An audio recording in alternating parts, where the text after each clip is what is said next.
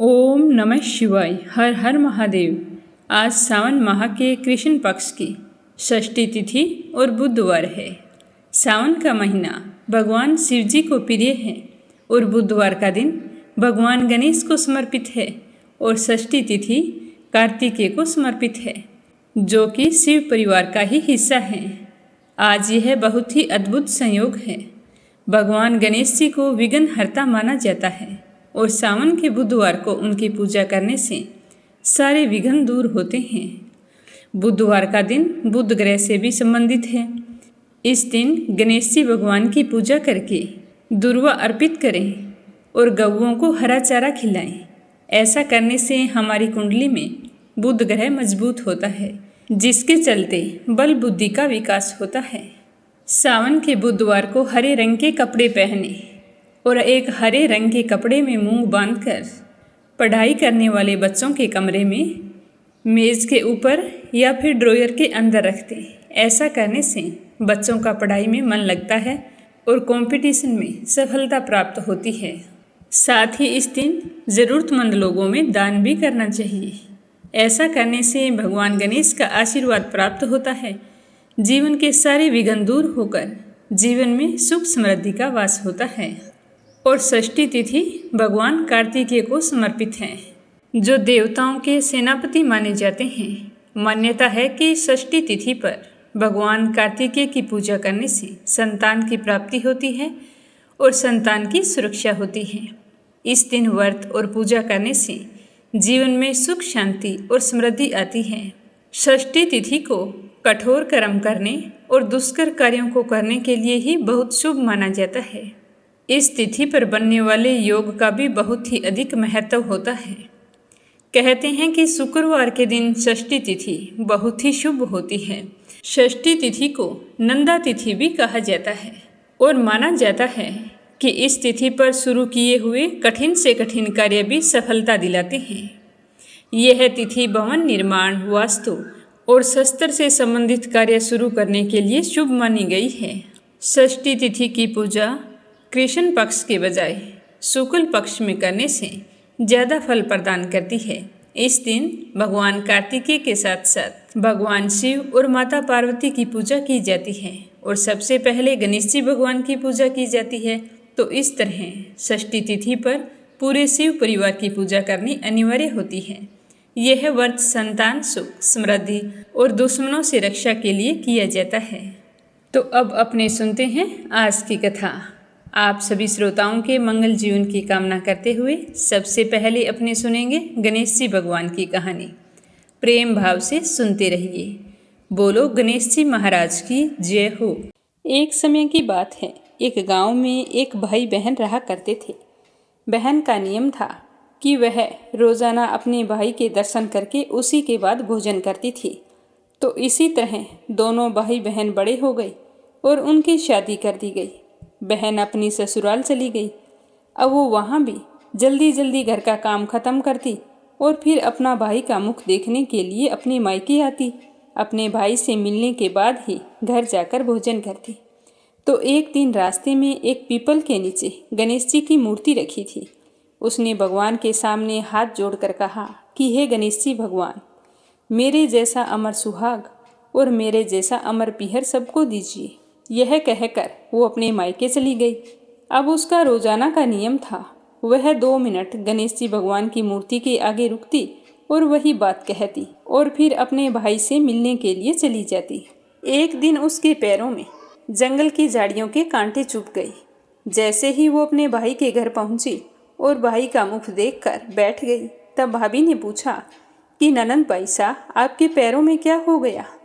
तो वह कहने लगी कि भाभी, रास्ते में जंगल की झाड़ियों के कांटे गिरे थे, वो मेरे पाँवों में चुभ गए। तो उसकी भाभी ने गर्म पानी लाकर उसके पैर धोए और फिर पट्टी बांध दी, चाय पानी पिलाया और कुछ देर बातचीत करके जब उसकी ननंद अपने घर चली गई तो उसकी भाभी पीछे से कहने लगी कि आप किस तरह के भाई हैं। अपनी बहन के पैरों की तरफ देखा है, वो तो आपका मुख देखे बिना भोजन नहीं करती और आप अपनी बहन की तरफ ध्यान नहीं देते। देखा नहीं उसके पैरों में किस तरह से कांटे चुभे हुए थे। जाओ अभी के अभी रास्ता साफ करवा दो। तो यह सुनकर उसे बड़ा ही दुख हुआ कि मेरी बहन मेरा मुंह देखने के लिए यहाँ तक आती है और मैंने कभी भी ध्यान नहीं दिया कि वो किस तरह आती है, कितनी परेशान होती है। तो अपनी पत्नी को कहने लगा कि मैं अभी जाता हूँ और सारा रास्ता साफ करके आता हूँ। तो वह कुल्हाड़ी लेकर गया और सारी झाड़ियाँ काट कर रास्ता साफ कर आया। रास्ते को साफ करते हुए उसने ध्यान नहीं दिया, गणेश जी की मूर्ति को भी वहाँ से हटा दी। तो यह देखकर गणेश जी भगवान गुस्सा हो गए। जब वह घर आया तो उसकी तबीयत खराब हो गई और गणेश जी के प्रकोप से वह मृत्यु को प्राप्त हो गया। गांव के लोग इकट्ठा हो गए, संस्कार की तैयारी करने लगे। तो उसकी पत्नी ने रोते हुए कहा कि भाई आप लोग थोड़ी देर रुक जाइए, मेरी ननंद आने वाली है, वो अपना भाई का चेहरा देखे बिना भोजन नहीं करती। तो गांव वाले कहने लगे कि आज तो अपने भाई का मुख देख लेगी, वो कल किसका मुख देखेगी। तो वह कहने लगी कि आज इनकी बहन को इनके दर्शन कर लेने दो, फिर आप ले जाना, यह उसका नियम है। तो गांव वाले उसकी बहन का इंतजार करने लगी। रोज की तरह बहन अपने भाई का मुख देखने के लिए जंगल के रास्ते से निकली। तो जंगल का रास्ता सारा साफ किया हुआ था। तो वह आगे बढ़ी तो उसने देखा कि सिद्धि विनायक भी वहाँ पर नहीं थे। तो वो सोचने लगी कि गणेश जी की मूर्ति कहाँ गई। तभी उसकी नज़र गणेश जी की मूर्ति पर पड़ी। तो उसने मूर्ति को उठाया और साफ करके वापस उसी जगह पर रख दिया और गणेश जी भगवान को प्रणाम करके कहने लगी कि हे गणेश जी भगवान, मेरे जैसा अमर सुहाग और मेरे जैसा अमर पीहर सबको देना। यह कहकर वो चली गई। तो भगवान सोचने लगे कि अगर आज मैंने इसकी नहीं सुनी तो मेरी कौन मानेगा, कौन मुझे पूजेगा। मैंने तो इसके भाई के प्राण हर लिए हैं। तो सिद्धि विनायक ने उसे आवाज़ दी कि बेटी, इस खेजड़ी की 7 पत्तियां तोड़कर ले जा और उसे कच्चे दूध में घोलकर तुम्हारे भाई के ऊपर छींटा मार देना, तो वह उठकर बैठ जाएगा। तो यह आवाज़ सुनकर बहन पीछे मुड़ी तो पीछे कोई नहीं था। तो वह सोचने लगी कि कौन था, कौन मुझे आवाज़ दे रहा था। कोई बात नहीं, जैसा सुना है वैसा कर लेती हूँ। तो उसने 7 खेजड़ी की पत्तियां तोड़ी और अपनी चुनरी के पल्ले बांध ली और अपने भाई के घर पहुँच गई। वहाँ जाकर देखा तो खूब सारे लोग इकट्ठा होकर बैठे थे। भाभी रो रही थी और भाई की लाश रखी हुई थी। तो यह देखकर उसे बहुत दुख हुआ। फिर उसे पतियों वाली बात याद आई। तो जैसे उसने सुना था उसी तरह उसने दूध में उन पत्तियों को घोलकर अपने भाई के ऊपर छींटा दिया। तो उसका भाई तो उठकर बैठ गया और कहने लगा कि बहन, आज तो मुझे बहुत गहरी नींद आई। तो अपने भाई की बात सुनकर उसकी बहन कहने लगी कि भैया, ऐसी गहरी नींद तो किसी दुश्मन को भी ना आई। यह कहते हुए उसने सारी बात अपने भाई को बता दी। तो यह सुनकर उसके भैया और भाभी बहुत ही खुश हुए और गांव वालों को भी यह जानकर बड़ी ही हैरानी हुई। सारे कहने लगे कि बहन में सत्य था जो उसने अपने भाई को मौत के मुंह से वापस निकाल लिया है। और सारे गणेश जी भगवान का जयकारा लगाने लगे। हे गणेश जी भगवान, जैसे आपने उस लड़की के भाई की रक्षा की, वैसी सभी बहनों के भाइयों की रक्षा करना और उनका अमर पीहर और अमर सुहाग बनाए रखना। जो भी आपकी इस कथा को श्रद्धा भाव से सुने, उसकी सारी मनोकामनाएं पूर्ण करना। बोलो गणेश जी भगवान की जय हो। अब अपने सुनते हैं भगवान भोले शंकर की कथा। बोलो भोले शंकर की जय हो। बोलो माता पार्वती जी की जय हो। रेवा नदी के तट पर चारों वर्णों के द्वारा सेवित एक नगरी है। उसका नाम है कर्णिका। वहाँ पर एक ब्राह्मण निवास करता था। उस ब्राह्मण के 2 पुत्र थे। वृद्धावस्था में अपनी पत्नी को पुत्रों के पास छोड़कर वह काशी में रहकर तपस्या करने के लिए चला गया। समय आने पर उसकी मृत्यु हो गई। उसके पुत्रों ने उसकी विधि पूर्वक अंत्येष्टि संस्कार एवं श्राद्ध पिंडदान आदि किए। ब्राह्मण की पत्नी के पास जो कुछ भी धन था, उसने उसमें से आधा आधा धन अपने दोनों पुत्रों को बराबर बांट दिया और कुछ धन अपने पास रख लिया। फिर इसी तरह समय बीतता गया।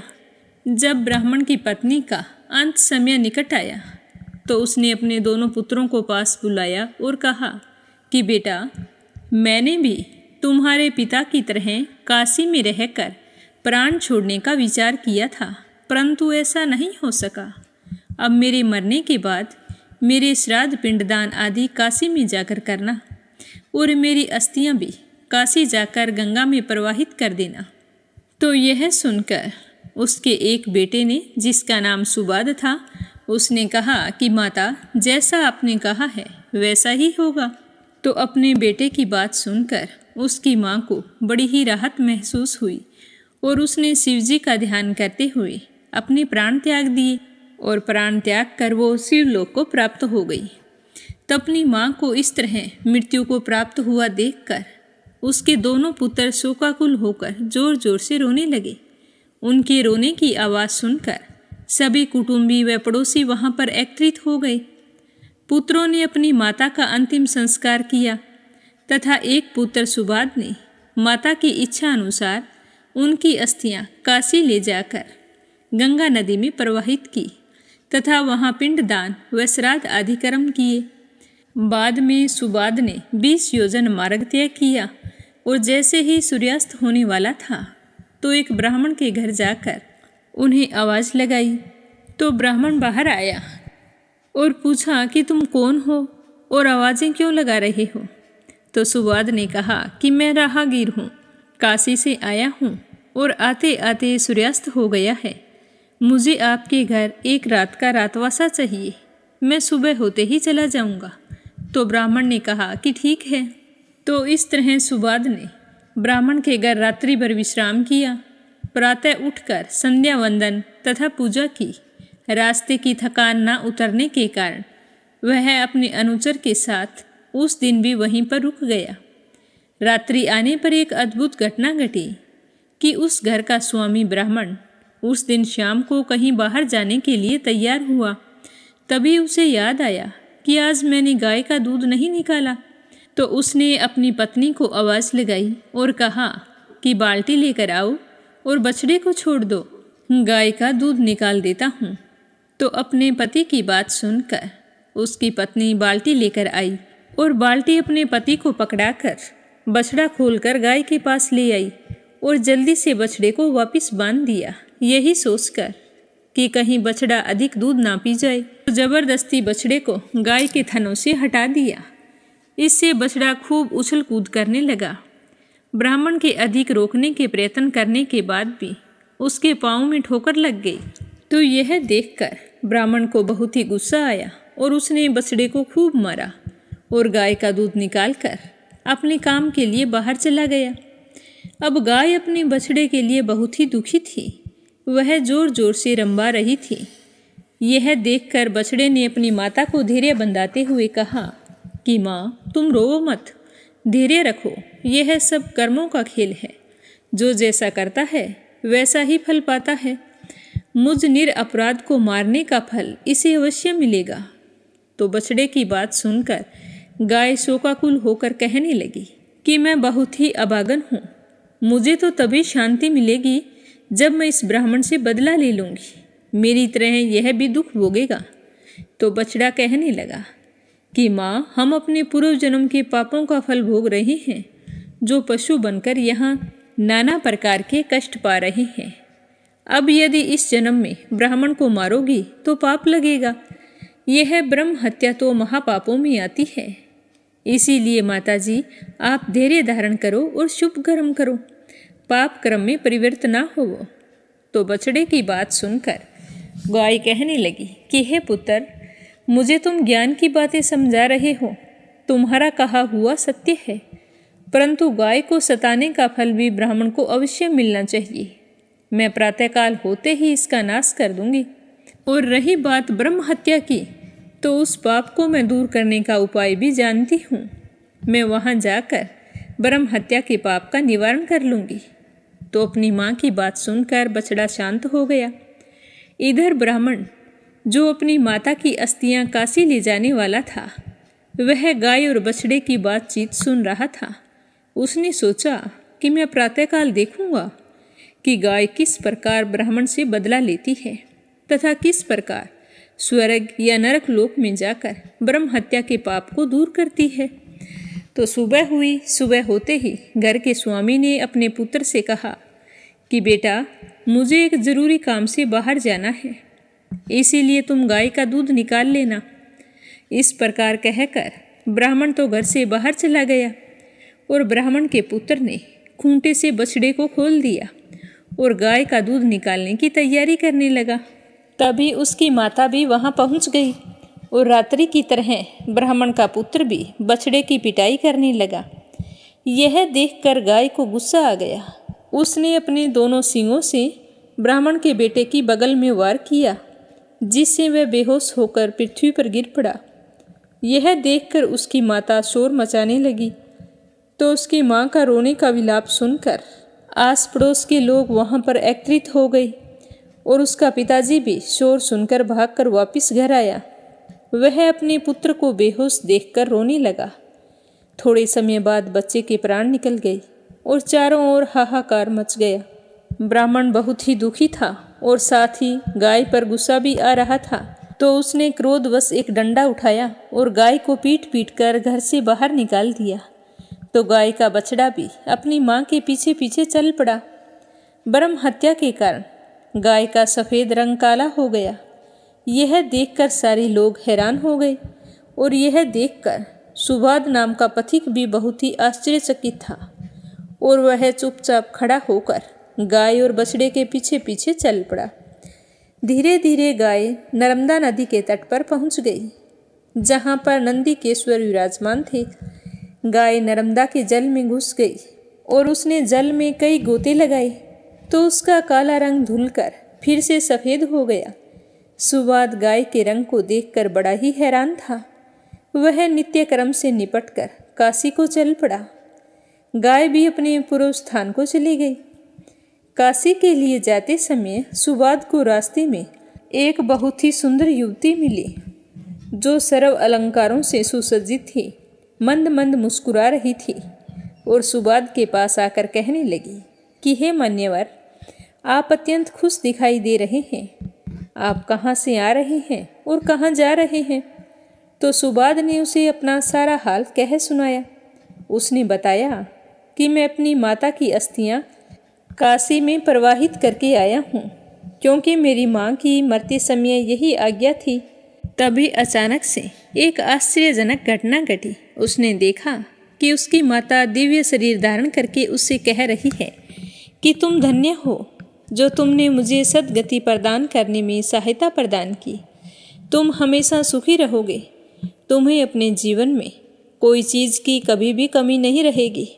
तुम्हारी लंबी आयु होगी तथा तुम्हारा वंश भी वृद्धि करेगा। तो इस प्रकार उसकी माता अपने पुत्र सुबाद को आशीर्वाद देती हुई विमान पर आरूढ़ होकर शिवजी के धाम को चली गई।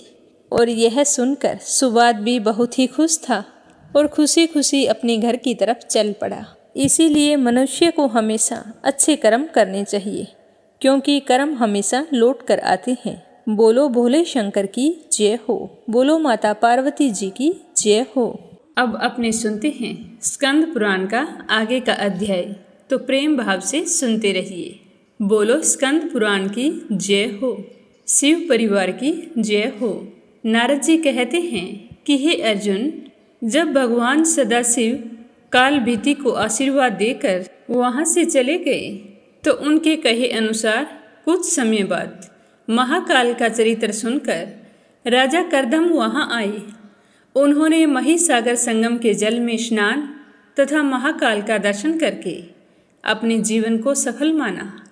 50,000 मंत्रों का जप करने से जो फल प्राप्त होता है, वही जिनके दर्शन मात्र से मिल जाता है, उन्हें भगवान महाकाल की विशेष पूजा अर्चना करके राजा ने उनको प्रणाम किया और उनकी स्तुति करके वहीं उनके समीप बैठ गए। उसके बाद भगवान शिव जी का वचन स्मरण करते हुए महाकाल जी मुस्कुराते हुए राजा की आगवानी की और फिर स्वागत सत्कार पूर्वक उन्हें अर्घ्य प्रदान किया और राजा से कुशल समाचार पूछकर उन्हें बहुत ही संतोष पहुंचाया। राजा करदम कई देर बैठे रहने के बाद महाकाल जी से पूछने लगे कि हे भगवान, मेरे मन में सदा यह संशय बना रहता है कि मनुष्यों द्वारा पितरों का जो तर्पण किया जाता है, उसमें जो जल होता है वो तो जल में ही चला जाता है, फिर हमारे पूर्वज उससे तृप्त कैसे होते हैं? इस प्रकार पिंड आदि सबका दान भी यहीं देखा जाता है। अतः हम यह कैसे मान लें कि यह पितृ आदि के उपभोग में आता है।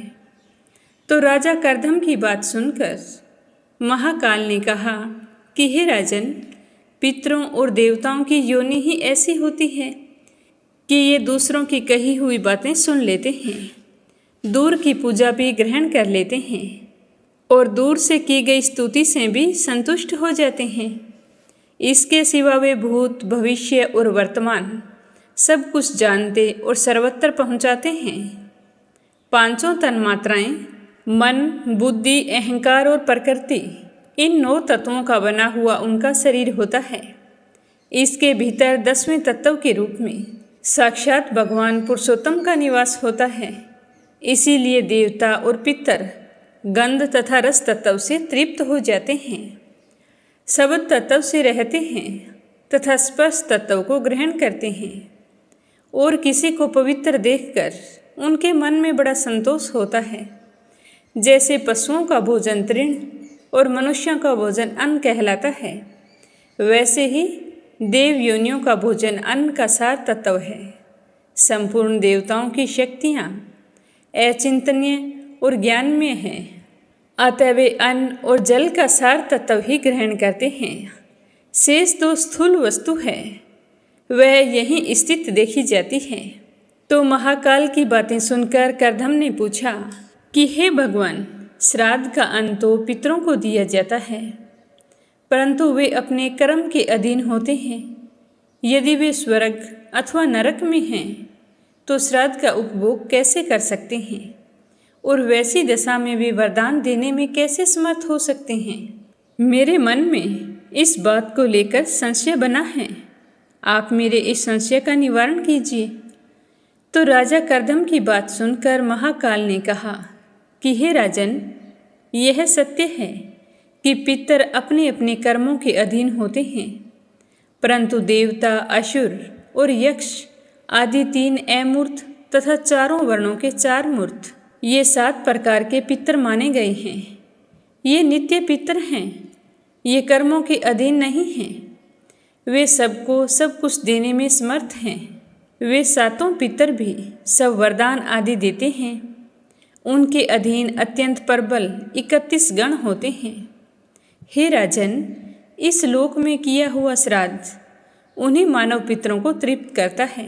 वे तृप्त होकर श्राद्धकर्ता के पूर्वजों को जहाँ कहीं भी उनकी स्थिति हो जाकर तृप्त करते हैं। इस प्रकार अपने पितरों के पास श्राद्ध में दी हुई वस्तु पहुँचती है और वे श्राद्ध ग्रहण करने वाले नित्य पितर ही श्राद्धकर्ताओं को श्रेष्ठ वरदान देते हैं। तो यह सुनकर राजा पूछने लगा कि हे भगवान, जैसे भूत आदि को उन्हीं के नाम से, जैसे इंद्रम भूतादिभ्य कहकर कोई भी वस्तु दी जाती है, उसी प्रकार देवता आदि को संक्षेप में क्यों नहीं दिया जाता? मंत्र आदि के प्रयोग द्वारा विस्तार क्यों नहीं किया जाता? तो यह सुनकर महाकाल ने कहा कि राजन, सदा सबके लिए उचित प्रतिष्ठा करनी चाहिए। उचित प्रतिष्ठा के बिना दी हुई कोई वस्तु वे देवता आदि ग्रहण नहीं करते हैं। घर के दरवाजे पर बैठा हुआ कुत्ता जिस प्रकार ग्रास हम टुकड़ा फेंक देते हैं ग्रहण कर लेता है, क्या कोई श्रेष्ठ पुरुष उसी प्रकार फेंके हुए अन्न को ग्रहण करता है? इसी प्रकार भूत आदि की भांति देवता कभी अपना भाग ग्रहण नहीं करते हैं। वे पवित्र भोगों को सेवन करने वाले तथा निर्मल हैं। अतः अश्रद्धालु पुरुष के द्वारा बिना मंत्र के दिया हुआ जो कोई हव्य भाग होता है, वे उसे स्वीकार नहीं करते हैं। यहाँ श्रुति का इस प्रकार कहना है कि सब मंत्र ही देवता हैं। विद्वान पुरुष जो जो कार्य मंत्र के साथ करता है, उसे वह देवताओं द्वारा ही संपन्न करता है। मंत्र उच्चारण पूर्वक जो कुछ देता है, वह देवताओं द्वारा ही देता है। मंत्र पूर्वक जो कुछ ग्रहण करता है, वह देवताओं द्वारा ही ग्रहण करता है। इसीलिए मंत्र उच्चारण किए बिना मिला हुआ प्रतिग्रह ना स्वीकार करें। बिना मंत्र के जो कुछ किया जाता है, वह प्रतिष्ठित नहीं होता। इसीलिए पौराणिक और वैदिक मंत्रों द्वारा सदा दान करना चाहिए। तो यह सुनकर राजा पूछने लगे कि हे ब्राह्मण देव, कुश, तिल, अक्षत और जल, इन सबको हाथ में लेकर दान क्यों किया जाता है? मैं इसका कारण जानना चाहता हूँ। तो महाकाल ने कहा कि राजन, प्राचीन काल में मनुष्यों ने बहुत से दान किए और उन सब असुरों ने बलपूर्वक भीतर प्रवेश करके ग्रहण कर लिया। तब देवताओं और पितरों ने पितामह से कहा कि हे पितामह, हमारे देखते देखते दैत्य लोग सब दान ग्रहण कर लेते हैं, अतः आप उनसे हमारी रक्षा करें। अगर ऐसा ही चलता रहा तो हम तो नष्ट हो जाएंगे। तब पितामह ने सोच विचार करके दान की रक्षा के लिए एक उपाय निकाला और कहा कि पितरों को तिल के साथ दान देना है और देवताओं को अक्षत के साथ दिया जाएगा तथा जल और कुश का संबंध सर्वत्र रहेगा। ऐसा करने पर दैत्य उस दान को ग्रहण नहीं कर सकेंगे। इन सब के बिना जो दान किया जाता है, उस दान को दैत्य लोग बलपूर्वक छीन लेते हैं। देवता तथा पितर दुखी होकर वापस लौट जाते हैं। उस प्रकार के दान से दाता को कोई फल नहीं मिलता है। इसीलिए सभी युगों में इसी प्रकार तिल, अक्षत, कुश और जल के साथ दान करना चाहिए। तो महाकाल की बात सुनकर राजा करदम कहने लगे कि हे ब्राह्मण, मैं चारों युगों की व्यवस्था को यथार्थ रूप से सुनना चाहता हूँ। तो महाकाल ने कहा कि हे राजन, कृत युग को तुम आदि युग समझो, उसके बाद त्रेता युग की स्थिति मानी गई है, फिर द्वापर और कलयुग हैं। यही संक्षेप से चारों युगों का परिचय है। कृत युग सतवगुण प्रधान है, त्रेता रजोगुण में है, द्वापर में रजोगुण और तमोगुण दोनों की प्रधानता है तथा कलयुग को साक्षात तमोगुण का स्वरूप जानना चाहिए। अब चारों युगों में जो युग का प्रधान आचार है, उसका वर्णन करता हूँ। तुम इन सब बातों को ध्यान लगाकर सुनना। कृत युग में ध्यान प्रधान है, त्रेता में यज्ञ को ही प्रधान कहा गया है और द्वापर में सत्य बर्ताव करना ही प्रधान धर्म है तथा कलयुग में दान ही सर्वोत्तम धर्म बताया गया है। कृत युग में मानसी सृष्टि होती है। उस समय सबके जीवन निर्वाह की वृत्ति रस और उल्लास से परिपूर्ण होती है। सारी प्रजा तेजस्विनी होती है। सब प्राणी सदा तृप्त रहते हैं। सभी आनंद मगन तथा सुख भोग की सुविधा से संपन्न होते हैं। उनमें कोई भी ऊंच नीच नहीं होता। संपूर्ण प्रजा समान रूप से शुभ कार्य में तत्पर रहती है। कृत युग में सब लोगों की आयु समान होती है। सबको सुख उपलब्ध होता है। रूप और सौंदर्य भी सब में समान ही देखा जाता है। किसी में अप्रसन्नता नहीं होती, उद्वेग नहीं होता, द्वेष नहीं होता और ना ही ग्लानि होती है। उस समय वर्णाश्रम व्यवस्था होती है। वर्ण शंकर का नाम नहीं होता। कुछ लोग पर्वतों पर और उसके आसपास तथा कुछ लोग समुद्र तट पर निवास करते हैं। सब पर दया करना उस समय की प्रजा को विशेष प्रिय जान पड़ता है। सब मनुष्य एक मत होकर भगवान सदाशिव का ध्यान करते हैं। कृत युग का चतुर्थ चरण आने पर उनकी वह रसोल्लास वृत्ति नष्ट हो गई। तब उनके लिए ग्रह का काम देने वाले कल्प वृक्ष उत्पन्न हो गए। वे देवता ही उनके लिए वस्त्र, आभूषण तथा फल उत्पन्न करने लगे और उन सब वृक्षों पर ही उनके लिए पत्ते पत्ते में उत्तम गंध, उत्तम रंग और उत्तम रस से युक्त अत्यंत बलवर्धक मधु तैयार होने लगा। उसे मधुमक्खियों ने नहीं बनाया था। कृत युग के अंतिम भाग में उसी से प्रजा अपने जीवन का निर्वाह करती थी। उस मधु के सेवन से सब लोग हष्ट-पुष्ट और बहुत अधिक बलशाली तथा निरोग रहते थे। उसके कुछ काल बाद जब मनुष्यों की रसनेन्द्रिय प्रबल हो गई, तो युगों का प्रभाव पड़ने से सब लोगों में भगवान के ध्यान की प्रवृत्ति कम होने लगी और फिर वे उन वृक्षों तथा बिना मक्खी के उत्पन्न हुए मधु पर भी बलपूर्वक अधिकार जताने लगे। उनके इस लोभ दोष जनित अनाचार से वे कल्प वृक्ष कहीं कहीं से मधु के साथ ही अदृश्य हो गई थी। उस समय उन वृक्षों की संपत्ति जब बहुत थोड़ी रह गई तो प्रजाजनों में द्वंद्व प्रकट हो गई। वे सर्दी, गर्मी तथा मानसिक क्लेश से दुखी हो गए। तब उन्होंने अपने को आच्छादित करने के लिए घर बनाए। उस समय त्रेता युग के प्रारंभ में उनके लिए पुनः दूसरी सिद्धि प्रकट हुई।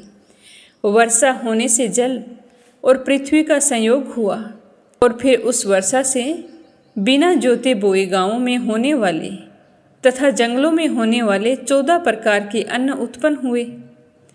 उसके बाद ऋतुओं के अनुकूल फूल और फल से भरे हुए वृक्षों और लताओं का प्रादुर्भाव हुआ। इस तरह अनेक प्रकार के धान्य, पुष्प और फलों से प्रजा का जीवन निर्वाह होने लगा। उसके बाद काल के प्रभाव से पुनः उन लोगों में राग और लोभ का संचार हुआ। फिर तो सब लोग अपनी अपनी शक्ति के अनुसार हठपूर्वक बड़ी शीघ्रता के साथ नदियों, पर्वतों, क्षेत्रों, वृक्षों, लताओं और धान्यों पर भी अपना अधिकार जताने लगे। जो ज़्यादा जितना बलशाली था वह उतने ही क्षेत्र को अपने अधिकार में करने लगा। तो इस धर्म विपरीत आचरण से 14 प्रकार के जो धान्य पैदा हुए थे वो नष्ट हो गए। सारी औषधियाँ धरती में प्रवेश कर गई। इससे प्रजा को बड़ी ही पीड़ा होने लगी। यह देखकर वेन कुमार राजा पृथु ने सब प्राणियों के हित के लिए पृथ्वी का दोहन किया। तब से सब प्रजा वार्ता नामक वृत्ति के द्वारा हल और फाल से जोतकर अन्न उत्पन्न करती थी और फिर उसी अन्न से अपना जीवन निर्वाह करने लगी। उस समय क्षत्रिय लोग समस्त प्रजा का पालन करते थे। वर्ण आश्रम धर्म की प्रतिष्ठा थी। त्रेता में सब ओर यज्ञ की चर्चा होने लगी। अज्ञानी मनुष्य भगवान सदाशिव के ध्यान में मोक्ष मार्ग को छोड़कर रागवश वेदों की यज्ञ संबंधी पुष्पित यानी कि प्रशंसापूर्ण वाणी का आश्रय लेकर यज्ञ द्वारा स्वर्गलोक प्राप्ति के साधन में संलग्न हो गए। उसके बाद द्वापर युग आने पर मनुष्यों में बुद्धि भेद उत्पन्न हो गया। मन, वाणी और क्रिया द्वारा बड़ी कठिनाई से जीविका चलाने लगे। सब में लोभ और अधैर्य बढ़ गया। भगवान शंकर का आश्रय छोड़ देने से सब में धर्म संकरता आ गई तथा वर्ण और आश्रम धर्म की मर्यादा टूटने लगी। द्वापर में ऐसी अवस्था आने पर भगवान वेद व्यास जी प्रकट हुए और वे द्वापर के अंतिम भाग में एक ही वेद के 4 विभाग करते हैं। द्विजों के हित के लिए व्यास जी के द्वारा एक ही वेद 4 चरणों में प्रकट किया गया है। इन्हीं वेदों के अर्थ का विस्तार होने से इतिहास और पुराणों के अनेक भेद होते हैं। ब्रह्म पुराण, पद्म पुराण, विष्णु पुराण, शिव पुराण, भागवत पुराण, नारदीय पुराण, 7वां है मार्कंडेय पुराण, 8वां है अग्नि पुराण, 9वां है भविष्य पुराण और 10वां है ब्रह्म वैवर्त पुराण, 11वां लिंग पुराण, 12वां वराह पुराण, 13वां स्कंद पुराण, 14वां वामन पुराण, 15वां है कुरम पुराण और 16वां है मत्स्य पुराण। उसके बाद गरुड़ पुराण और ब्रह्मांड पुराण। ये कुल 18 पुराण हैं। अब इस वराह कल्प में होने वाले व्यासों के नाम ध्यान से सुनो। ऋतु, सत्य, भार्गव, अंगीरा, सविता, मृत्यु, सत्कर्तु, बुद्धिमान वशिष्ठ, सारस्वत, त्रिधामा, वेदज्ञ, मुनिवर, त्रिवरित, सततेजा, स्वयं भगवान नारायण, करक, आरुणि, कृतंजय, भारद्वाज, कवि श्रेष्ठ गौतम, मुनिवर वात्सर्वा, सुषमायण मुनि, तृणबिंदु, ऋतक्ष, शक्ति, पराशर, जातुकण्य, विष्णुरूप, साक्षात देवपायन मुनि और अश्वत्थामा। ये भूत और भविष्य व्यास सूचित किए गए। द्वापर लोक में लोक कल्याण के लिए धर्मशास्त्र के भी अनेक भेद होते हैं। मनु, अत्रि, विष्णु, हारित, याज्ञवल्क्य, उष्णा, अंगिरा, यम, आपस्तंभ, समर्थ, कात्यायन, बृहस्पति, पराशर, व्यास, शंख, लिखित, दक्ष, गौतम, सातातप तथा वशिष्ठ ये धर्मशास्त्र के प्रवर्तक ऋषि हैं। उसके बाद द्वापर की संध्या में और कलयुग के प्रारंभ में जब शैव योग नष्ट होने लगता है तब योग से आनंदित होने वाले मुनि प्रकट होते हैं। श्वेत वराह कल्प के कलयुग में सर्वप्रथम भगवान रुद्र ही योगेश्वर रूप में प्रकट होते हैं और उसके बाद सुतार, तारण, सुहोतर, कंकण, लौगाक्षी, महामुनि, जेगिष्व्य, भाव्य, दधिवाहन, ऋषभ, मुनिवर धर्म, उग्र, अत्रि, बालक, गौतम, वेदशीर्ष, गोकर्ण, शिखंडी, गुहावासी, जटामाली, अट्ठहास, दारुक, लांगली, शैमी, सूली, डिंडी, मुंडेश्वर, सहिष्णु, सोम शर्मा, लकुलिस तथा कायावरोहण इत्यादि। ये योगेश्वर कलयुग में संक्षेप से शैव धर्म का उपदेश करेंगे। हे राजन, इस प्रकार कलयुग में शास्त्रों का संक्षेप बताया जाता है। अब कलयुग की प्रवृत्ति सुनो, जो हर्ष और उद्वेग में डालने वाली है।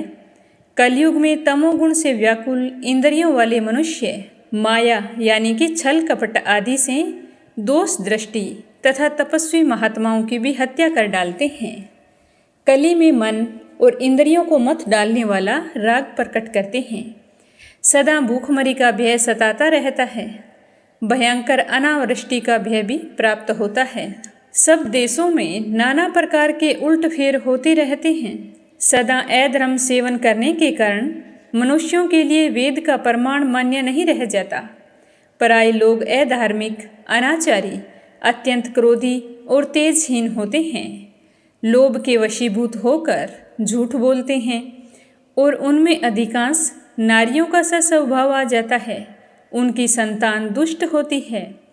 ब्राह्मणों के दूषित यज्ञ याग, दोषयुक्त स्वाध्याय, दूषित आचरण तथा असत शास्त्रों के सेवन रूप कर्म दोष से समस्त प्रजा का विनाश होता है। क्षत्रिय और ब्राह्मण नाश को प्राप्त होते हैं और वैश्य तथा शूद्रों की वृद्धि होती है। शूद्र लोग ब्राह्मणों के साथ एक आसन पर सोते बैठते और भोजन करते हैं। शूद्र ब्राह्मणों के आचरण को अपनाते हैं और ब्राह्मण शूद्रों के समान आचरण करते हैं। चोर राजाओं की वृत्ति में स्थित होते हैं और राजा लोग चोरों के समान बर्ताव करते हैं। पतिव्रता स्त्रियां कम होने लगती है और कुलटाओं की संख्या बढ़ने लगती है। कलयुग में भूमि प्राय थोड़ा फल देने वाली होती है। कहीं कहीं वह अधिक उपजाऊ होती है और राजा लोग निडर होकर पाप करते हैं। वे अपनी प्रजा के रक्षक नहीं होते बल्कि उनकी संपत्ति हड़प लेने वाले होते हैं। कलयुग में प्राय क्षत्रियेतर जाति के लोग राजा होते हैं और ब्राह्मण शूद्र की वृत्ति से जीविका चलाने वाले होते हैं। शूद्र ब्राह्मणों से अभिवंदित होकर स्वयं वाद विवाद करने वाले होते हैं। वे द्विजों को देखकर भी अपने आसन पर से खड़े नहीं होंगे। द्विज लोग मुँह पर हाथ रखकर नीच से नीच शूद्र के भी कान में अत्यंत विनयपूर्वक कोई बात कहेंगे। द्विजों के सामने भी शूद्र ऊंचे आसन पर बैठे रहेंगे। यह बात जानकर भी राजा उन्हें दंड नहीं देगा। देखो काल का कैसा प्रभाव है। अल्प विद्या और अल्प भाग्य वाले ब्राह्मण सुंदर सुंदर फूलों तथा अन्य प्रकार के अलंकारों से शूद्रों की अर्चना करेंगे। कलयुग के ब्राह्मण पाखंडियों के न लेने योग्य दूषित दान को भी ग्रहण करते हैं और उसके कारण दुस्तर रौरव नरक में पड़ते हैं। करोड़ों द्विज कली काल में तप और यज्ञ का फल बेचने वाले तथा अन्यायी होते हैं। मनुष्यों के संतानों में पुत्र थोड़े और कन्याएं अधिक होती हैं। कलयुग में मनुष्य वेद वाक्यों तथा वेदार्थों की निंदा करते हैं। शूद्रों ने जिसे स्वयं रच लिया वही शास्त्र सच्चा और प्रमाणित माना जाएगा। हिंसक जीव प्रबल हो जाएंगे और गोवंश का क्षय होगा। दान आदि कोई भी धर्म अपने शुद्ध रूप में नहीं पालित होगा। साधु पुरुषों का अनेक प्रकार से विनाश होगा। राजा लोग प्रजा के रक्षक नहीं होंगे। कलयुग का अंतिम भाग उपस्थित होने पर प्रत्येक जनपद के लोग अन्न का व्यापार करेंगे। ब्राह्मण वेद बेचने वाले होंगे। स्त्रियां व्यभिचार से अर्थ उपार्जन करेगी और घरों में स्त्रियों की प्रधानता होगी। वे अपवित्र कपड़े पहनने वाली तथा कर्कशा होंगी। बहुत अधिक भोजन में लिप्त होकर चुड़ैलों की भांति प्रतीत होगी। कलयुग में प्राय सब लोग वाणिज्य वृत्ति करने वाले होंगे। इंद्र छिटपुट वर्षा करने वाले होंगे। मनुष्य दुराचार सेवन आदि व्यर्थ के पाखंडों से घिरे रहेंगे और सब लोग एक दूसरे की याचना करेंगे। उस समय लोगों को पाप करने में तनिक भी शंका नहीं होगी। जब कलयुग के संहार का समय आएगा तो उस समय मनुष्य पराया धन हड़प लेने वाले, पर स्त्रियों का सतीत्व नष्ट करने वाले तथा 15 वर्ष की आयु वाले होंगे। चोर के घर में भी चोरी करने वाले तथा लुटेरों के घर में लूट मार करने वाले होंगे। ज्ञान और कर्म दोनों का अभाव हो जाने से सब लोग उधम करना छोड़ देंगे। उस समय कीड़े, चूहे और सर्प मनुष्य को डसेंगे। वर्ण और आश्रम धर्म के विरोधी और जो अन्य पाखंड कहे जाते हैं वे सब उसी समय प्रकट होंगे और उनकी वृद्धि होगी। कलयुग में स्त्री और पुत्र से दुख, शरीर का संहार, सदा रोगी रहना, पाप करने में आग्रह रखना आदि दोष बढ़ते ही जाएंगे। हे राजन, कलयुग समस्त दोषों का भंडार है, फिर भी उसमें एक महान गुण भी है। उसे ध्यान से सुनो। कली काल में थोड़े ही समय में साधन करने से मनुष्य सिद्धि को प्राप्त हो जाते हैं। सतयुग, त्रेता और द्वापर, इन तीनों युगों के लोग ऐसा कहते हैं कि जो मनुष्य कलयुग में श्रद्धापरायण होकर वेदों, स्मृतियों और पुराणों में बताए हुए धर्म का अनुष्ठान करते हैं वे धन्य होते हैं। त्रेता में 1 वर्ष तक, द्वापर में 1 महीने तक क्लेश सहन पूर्वक धर्म अनुष्ठान करने वाले बुद्धिमान पुरुष को जो फल प्राप्त होता है वह कलयुग में 1 दिन के अनुष्ठान करने से ही मिल जाता है। हे राजन, कलयुग में भगवान विष्णु और शिव जी के नियम से उपासना करने वाले जितने भी मनुष्य होते हैं वे सिद्धि को प्राप्त हो जाते हैं। उतने अन्य युगों में 3 युगों तक उपासना करने से प्राप्त होते हैं। 28वें कलयुग में जो कुछ होने वाला है उसे ध्यान से सुनो। कलयुग के 3290 वर्ष व्यतीत होने पर इस भूमंडल में वीरों का अधिपति शूद्रक नाम वाला राजा होगा, जो चर्चिता नगरी में आराधना करके सिद्धि प्राप्त करेगा। शूद्रक पृथ्वी का भार उतारने वाला राजा होगा। उसके बाद कलयुग के 3310वें वर्ष में नंद वंश का राज्य होगा। चाणक्य नाम वाला ब्राह्मण उन नंद वंशियों का संहार करेगा और शुक्ल तीर्थ में वह अपने समस्त पापों से छुटकारा पाने के लिए प्रायश्चित की अभिलाषा करेगा। इसके सिवा कलयुग के 30,020 वर्ष बीत जाने पर इस पृथ्वी पर राजा विक्रमादित्य होंगे। वे 9 दुर्गाओं की सिद्धि एवं कृपा से राज्य पाएंगे और दीनों का उद्धार करेंगे। उसके बाद 3000 से 100 वर्ष और अधिक बीतने पर शक नामक राजा होगा। उसके बाद कलयुग के 3600 वर्ष बीत जाने पर मगध देश में हेम सदन से अंजनी के गर्भ से भगवान विष्णु के अंश अवतार स्वयं भगवान बुद्ध प्रकट होंगे, जो धर्म का पालन करेंगे। महात्मा बुद्ध के अनेक उत्तम चरित्र स्मरणीय होंगे। अपने भक्तों के लिए अपनी यथोगाथा छोड़कर वे स्वर्ग लोक को चले जाएंगे। भक्तजन उन्हें सर्व पापहारी बुद्ध कहेंगे। उसके पश्चात कलयुग के 4400 वर्ष बीतने पर चंद्रवंश में महाराज परमिति का प्रादुर्भाव होगा। वे बहुत बड़ी सेना के अधिपति तथा बलवान होंगे। करोड़ों मलेच्छों का वध करके सब ओर से पाखंड का निवारण करते हुए केवल विशुद्ध वैदिक धर्म की स्थापना करेंगे। महाराज परमिति का देहांत गंगा यमुना के मध्यवर्ती क्षेत्र प्रयाग में होगा। उसके बाद किसी समय काल के प्रभाव से जब प्रजा अत्यंत पीड़ित होने लगेगी, तब भयंकर अधर्म का आश्रय लेकर सठतापूर्ण बर्ताव करेगी। कोई बंधन न रहने के कारण सब लोग लोभ से व्याप्त होकर झुंड के झुंड निकलकर एक दूसरे को लूटेंगे और मारेंगे। सभी शर्म से पीड़ित हो अत्यंत व्याकुल रहेंगे। उस समय वैदिक और स्मार्त धर्म नष्ट हो जाने पर सब एक दूसरे के आघात से नष्ट हो जाएंगे। धार्मिक और सामाजिक मर्यादा का उल्लंघन करेंगे। सब में करुणा, स्नेह और लज्जा का अत्यंत अभाव हो जाएगा। सारे लोग नाटे कद के होंगे। उनकी पूरी आयु 25 वर्ष की होगी। उनका मन और इंद्रियां विषाद से व्याकुल होंगी। वे घर तथा स्त्री का परित्याग करके हाहाकार करते हुए बाहर भटकेंगे। वर्षा न होने से सबकी जीविका मारी जाएगी। सारे लोग दुखी होकर कृषि और पशुपालन का काम छोड़कर पर्वतों पर रहने लगेंगे। अपना देश छोड़कर नदी और समुद्र के तट पर निवास करेंगे। पर्वतों की गुफाओं में रहेंगे। अत्यंत दुखी होकर मांस और फल फूल से जीवन निर्वाह करेंगे। पुराने चिथड़े, वलकल और पत्ते तथा मृग चर्म धारण करेंगे। सभी अकर्म्य तथा आवश्यक साधनों से भी रहित होंगे। उस समय शाल्य नामक मलेच्छ धर्म का विनाश करने के लिए उन सब का संहार करेगा। उत्तम, मध्यम और अधम सब प्रकार की श्रेणियों का विनाश करके वह अत्यंत भयंकर कर्म करने वाला होगा।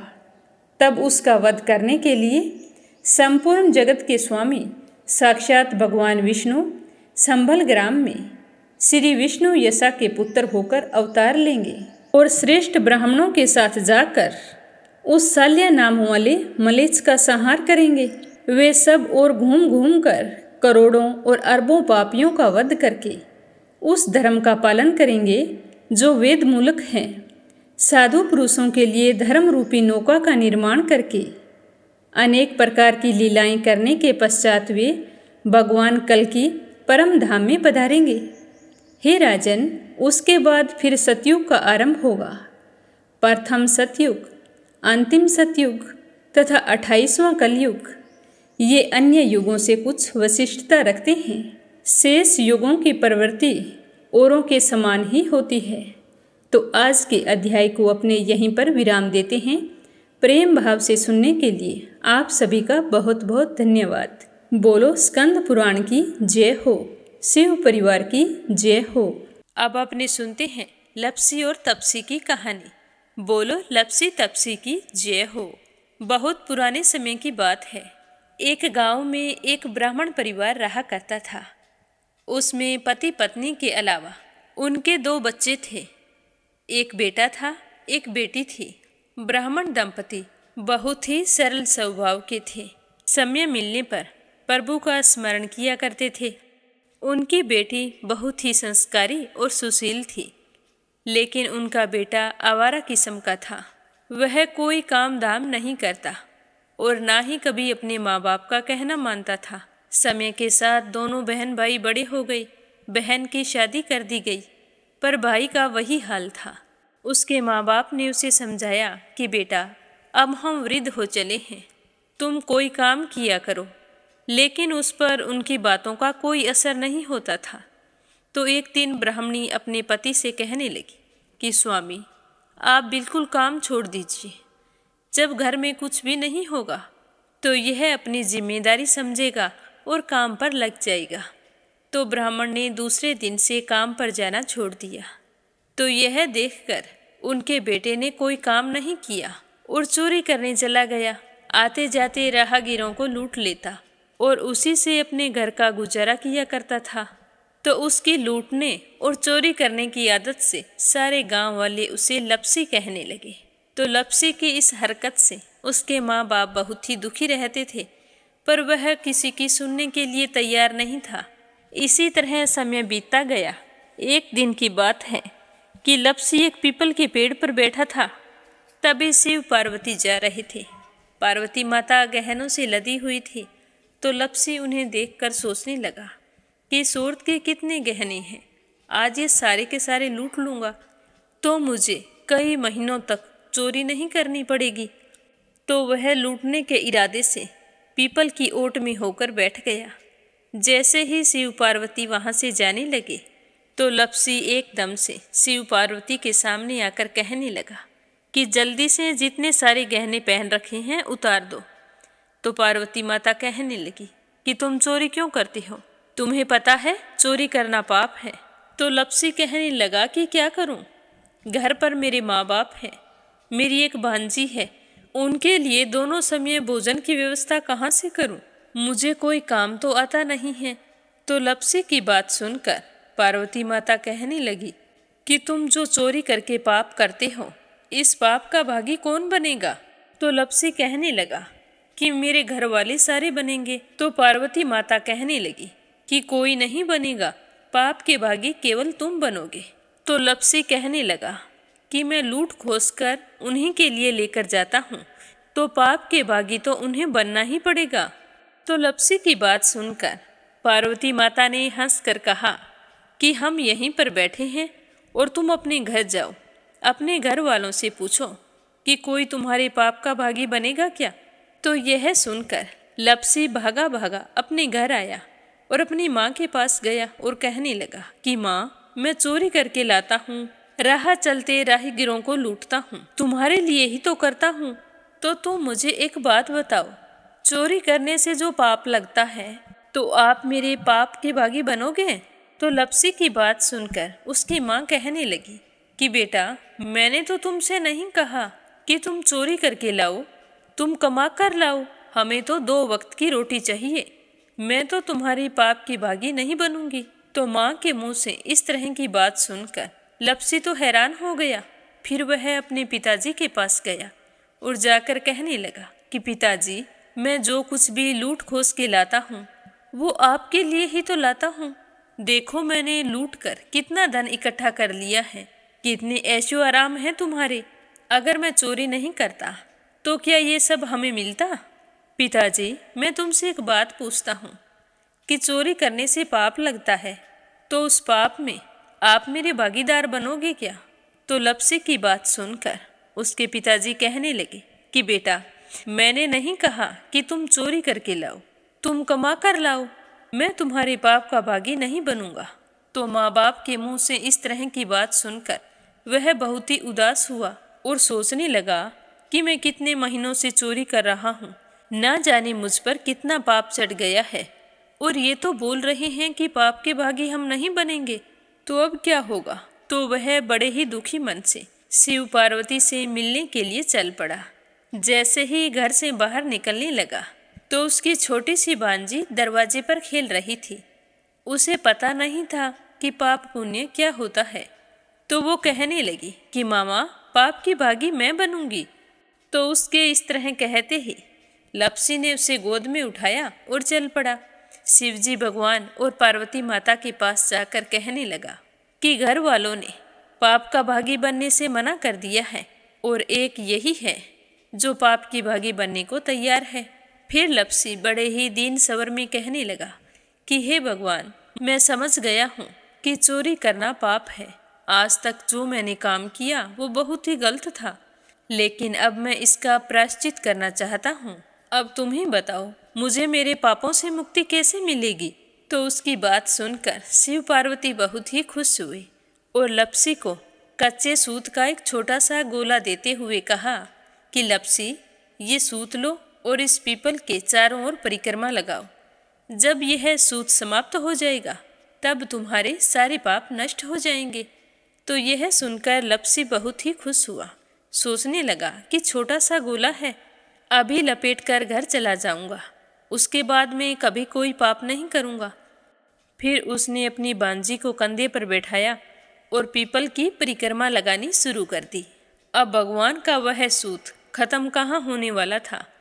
लपसी चक्कर लगाता गया पर वह सूत खत्म नहीं हुआ।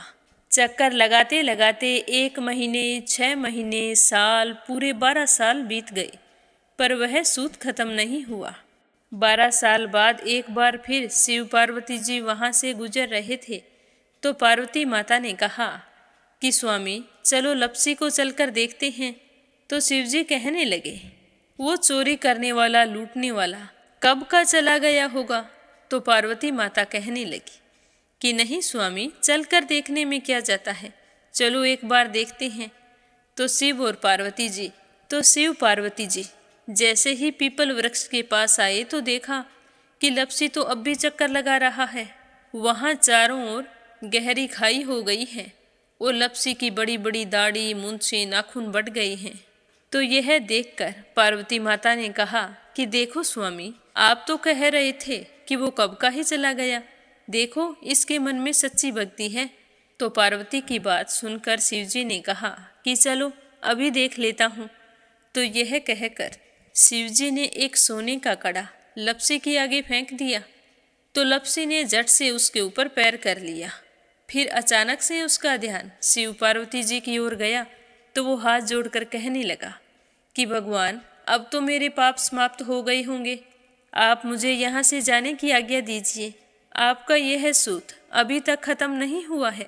तो शिवजी भगवान ने कहा कि तुम्हारे पाप कर्म भी अभी तक पूरे नहीं हुए हैं। तो शिवजी की बात सुनकर लपसी कहने लगा कि भगवान, मुझे पूरे 12 वर्ष हो गए हैं आपकी भक्ति करते करते, और अब भी आप मुझ पर शक कर रहे हैं। तो शिवजी ने कहा कि अपना पैर उठाओ। तो जैसे ही लपसी ने अपना पैर उठाया तो उसके पैर के नीचे सोने का कड़ा था। तो यह देखकर लपसी शर्मिंदा हो गया और कहने लगा कि प्रभु, गलती हो गई, मुझे माफ़ करो, आगे से मैं ऐसी गलती कभी नहीं करूँगा। तो शिवजी कहने लगे कि नहीं लपसी, तुम्हारा पाप ऐसे पूरा नहीं हो सकता, अब तुम्हें 12 वर्ष तक और इसी तरह परिक्रमा करनी होगी, उसी के बाद तुम्हारे पाप समाप्त होंगे।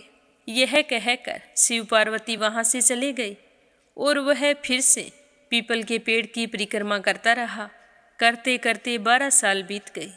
12 साल बाद में शिव पार्वती जी वहाँ पर आए तो उन्होंने देखा कि आज भी वो वहीं पर चक्कर लगा रहा है। तो शिवजी ने फिर उसके सामने सोने की अंगूठी फेंकी, पर उसने कोई ध्यान नहीं दिया। तो शिवजी भगवान प्रसन्न होकर कहने लगे कि हे लपसी, आज से तुम मेरी तपस्या करके तपसी बन गए हो। मैं तुम्हें वरदान देता हूँ कि तुम अपने जीवन में सारे सुखों को प्राप्त करेगा, और तूने 24 बरस तक मेरी भक्ति की है, इसका फल भी तुझे अवश्य मिलेगा। जो भी औरत गाय और कुत्ते की रोटी नहीं बनाएगी, उसका पुण्य फल तुम्हें मिलेगा। आंगन लीप कर दहलीज नहीं लीपेगी, तो उसका पुण्य फल भी तुझे ही मिलेगा।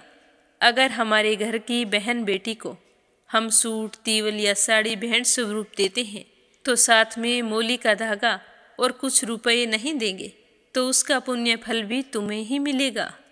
अगर कोई दिए से दिया जलाएगा, तो उसका पुण्य फल भी तुम्हें ही मिलेगा। अगर व्रत और पूजा पाठ में सारी कहानी सुन ले और तुम्हारी कहानी ना सुने, तो उसका पुण्य फल भी तुम्हें ही मिलेगा। कहा जाता है कि तभी से सुबह पहली रोटी गाय की और सुबह की अंतिम रोटी छोटी बनाई जाती है, और शाम को अंतिम रोटी बड़ी बनाई जाती है जो कुत्ते की होती है। और दिए से दिया भी नहीं जलाया जाता, और घर की बहन बेटियों को सूट और तीवल के साथ भेंट स्वरूप कुछ रुपए भी जरूर दिए जाते हैं। और उसी दिन से हर व्रत कथा के बाद में लपसी तपसी की कहानी जरूर सुनी जाती है, और कथा समाप्त होने पर कहा जाता है कि लपसी का फल लपसी को मिले, तपसी का फल तपसी को मिले। हमारी पूजा पाठ का, हमारे व्रत का और हमारी कहानी का पुण्य फल हमें मिले। बोलो लपसी तपसी की जय हो। तो ये थी लपसी और तपसी की कहानी। लपसी तपसी 2 भाई नहीं थे। लपसी और तपसी एक ही आदमी का नाम था। लूट कर लाता था, इसीलिए उसे लपसी के नाम से पुकारते थे, और फिर भगवान की तपस्या करने के कारण उसे तपसी के नाम से जाना जाने लगा। बोलो लपसी तपसी की जय हो। अब अपने सुनते हैं प्यारे श्रोताओं के नाम। आज का पहला कमेंट सरला रानी करणपुर से, दूसरा है देवी सिंह कार्तिक, पायल, सौम्या, उमा रघुवंशी गजबा सौदा से, तीसरा है मोनिका नागर तिगाम से, कृष्णा गुलिया, UN तिवारी, इंदिरा तिवारी लखनऊ से, अर्चना लखनऊ से, चंद्रकांता दिल्ली से, प्रमोद यादव साहू हिमाचल प्रदेश से, यशोदा उड़ीसा से, रवि सैनी सीमा सैनी मलियाना से, मीनू वालिया दिल्ली से, निर्मला सिसोदिया दिल्ली से, श्रीचंद यादव गया बिहार से, अपराजिता मीना श्रीवास्तव नेपाल से, श्यामवती सुषमा हरियाणा से, प्रमोद यादव साहू हिमाचल प्रदेश से, नीलम जायसवाल हैदराबाद से, आशा शर्मा विष्णु भीलवाड़ा से, गीता गोस्वामी सुनीता गोस्वामी मेरठ से, इंदिरा तिवारी शांति प्रसाद तिवारी शुभांकित दीपांकित सुरभि जया तिवारी वैभवी ऐश्वर्या तिवारी उत्तराखंड से, संजू सैनी सुनीता सैनी सेखाड़ा से, श्रीमती शर्मा अलीगढ़ से, सुनीता रानी मेरठ से, रुक्मणी शर्मा अंबाला से, संजय सोनिया हिताक्षी दीपेश मयंक हरियाणा से, मंजू कौशिक सहादरा से, कमला देवी भीलवाड़ा से, बीना देविका कनिका वाशने अलीगढ़ से, रेखा धर्मेंद्र शर्मा जयपुर से, बीनू मेहरा दिल्ली से, निर्मला सिसोदिया दिल्ली से, तारा मिश्रा राम नरेश मिश्रा, शुभम मिश्रा रितेश मिश्रा गोपालगंज से, गंतव्य पांडे पवित्रा पांडे नेपाल से, विप्लव हांजों असम से, हेमा दवे भयंदर मुंबई से, किरण पानीपत से, शोभा कुंवर पुरोहित अहमदाबाद से, संजीव कंसल कविता कंसल हितेश कंसल रानी कंसल आरुष कंसल मुजफ्फरनगर से, सुदेश नागपाल करनाल से। आप शिवलिंग की पूजा कर सकती हैं। शिव जी की पूजा में सुआ और सूतक का कोई भी नियम नहीं होता है।